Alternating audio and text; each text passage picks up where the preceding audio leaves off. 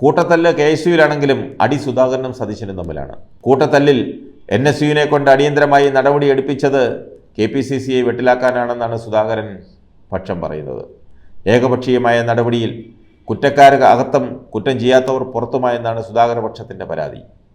തിരുവനന്തപുരത്ത് നെയ്യാർ ഡാമിൽ നടന്ന KSU പഠന ക്യാമ്പിലെ കൂട്ടത്തല്ല് സുധാകരൻ സതീശൻ പോരാട്ടത്തിലേക്ക് നീങ്ങുന്നുവെന്ന പരാതി ഹൈക്കമാൻഡിനും ലഭിച്ചു.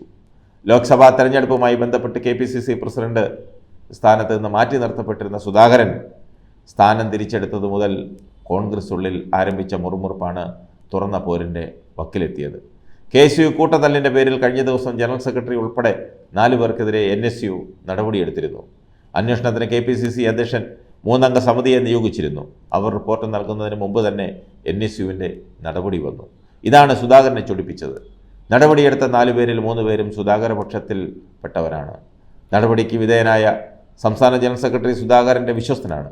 വാർത്ത ചോർത്തി നൽകിയെന്നതിൻ്റെ പേരിലാണ് ആ നടപടി.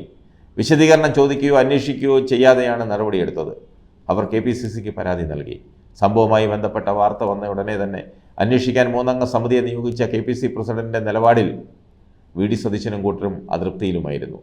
എന്നാൽ KSUവിൽ നിന്നും ഇത്തരം ഒരു സംഭവം ഉണ്ടാകുമ്പോൾ നടപടി സ്വീകരിക്കേണ്ടത് KPCC ആണെന്ന വാദമാണ് സുധാകരപക്ഷം മുന്നോട്ട് വയ്ക്കുന്നത്.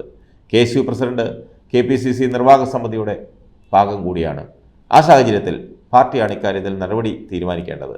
പഠന ശിബിരത്തിലേക്ക് പോലും KPCC പ്രസിഡന്റിനെ ക്ഷണിച്ചില്ല. അതേസമയം അന്വേഷിക്കാൻ നിയോഗിച്ച സമിതിയിൽ നിന്ന് അംഗമായ KPCC ജനറൽ സെക്രട്ടറി പഴകുളം മധു പിന്മാറുകയും ചെയ്തു.